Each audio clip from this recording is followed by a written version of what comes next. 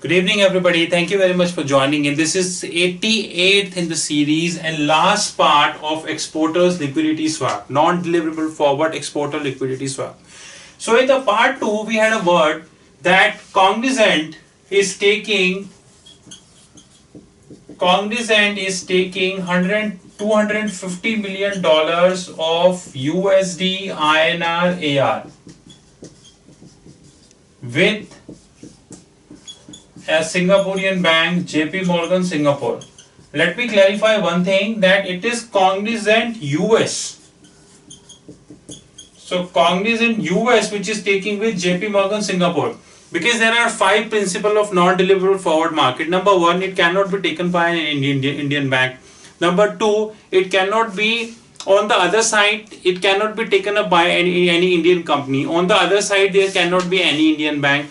Third side, you cannot deliver your dollar position or any of the foreign currency position. Fourth side, of course, if you don't deliver, how you would get the remittance. Fifth, the net settlement would be happen in dollar terms. Now this net settlement would be happen in dollar terms, but generally people will change this in GBP, Euro and other their functional currency. This is a risk which they carry, and that the trader will penetrate in their position. So here we had a word that how Cognizant US would have a net loss of 50 paisa in their position. Now please be note that there is a biggest myth when it comes to the liquidity swap. What is that myth? The myth is, number 1, people generally tend to believe that the non-deliverable swaps, non-deliverable forwards, which is generally divided into 2 parts, which is the most orthodox position. Orthodox position means when you are taking the last day, versus you would say your liquidity swap would have a different value. So in the two, in the part second, you saw that the liquidity swap come up with a loss of 50 paisa. I will just try and recall. You would have a spot rate of 68. 30th November fixing is at 69, which is also known as near leg fixing. 31st December fixing is at 70, which is refers to as a far leg fixing. Premium impact, which is 31st December over 30th November, is a 50 paisa. So Cognizant selling 250 million AR, and they would have a net loss of 50 paisa in liquidity swap. Assuming they had taken an orthodox position. Assuming they had taken an orthodox position, and the orthodox position is 30th November for 31st December 15. Now 30th November, the fixing we already understand, this is 69. Premium we know it is 50 paisa, and please be note that I am keeping everything intact what we discussed in the earlier 2 videos. I am not going to changing that. So this is 50 paisa. So your net would be 69.50. Part 2 we discussed that fixing for 31st December would be 70. So when this contract will come to 31st December, you would have a fixing of 70. You already sold at 69.50. You would have 70 rupee which is fixing, so you would have a net loss of 50 paisa. This is a cash settlement loss, and this is a cash settlement loss. Let me write this here. So this is a cash settlement loss, and this is a cash settlement loss. So the purpose of the 3 videos is just to introduce you what do you mean by liquidity swap. The purpose is to tell you what do you mean by non-deliverable forward contract. The purpose is just to let you know how to do settlement of the liquidity swap. And the purpose 3 is to let you know that the non-deliverable orthodox position, which generally people taking at the last day of the month, vis-a-vis people taking while liquidity swap, remains intact. So the net settlement position is not going to change. In fact, the net settlement position remains intact.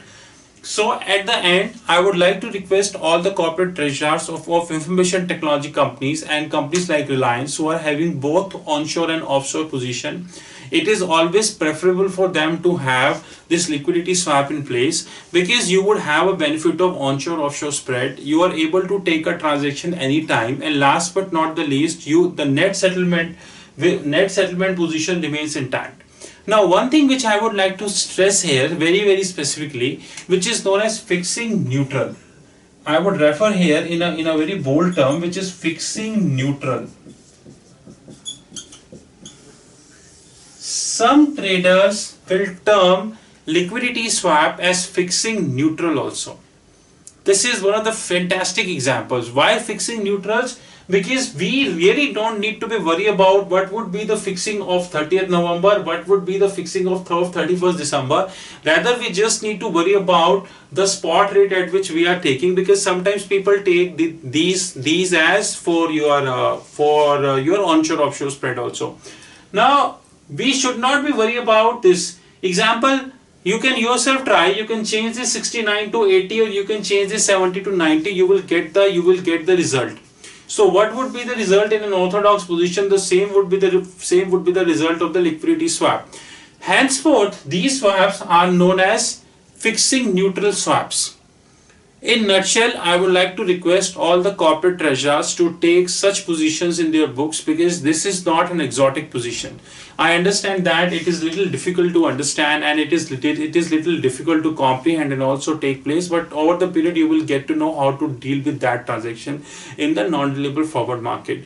Now, these fixing neutral would also assist you in terms of neutrality from fixing, but also assist you to use onshore offshore spread in a very effective way.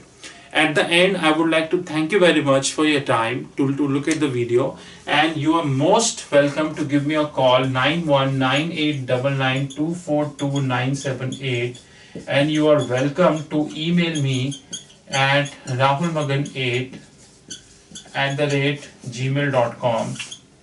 Well, the next few videos which we are going to make would cover the funding value adjustment, which is a very new topic in terms of valuation adjustment. Valuation adjustment is all about DVA, debit value adjustment, credit value adjustment, XVA, RVA, and now we are going to discuss FVA, funding value adjustment. And what more we are going to discuss? We are going to discuss the settlement risk of CLS in the next upcoming 2 or 3 videos. But before that, the next 3 videos which are on the way would cover the net non-deliverable importers liquidity swap. So this time I have taken a position of Cognizant, which is an information technology exporter. But next time I am going to take a position of Reliance Industries Limited, which is an importer. So next I am going to cover Reliance Industries Limited, which is an importer. And I hereby thank you for your time to be here with me. Thank you.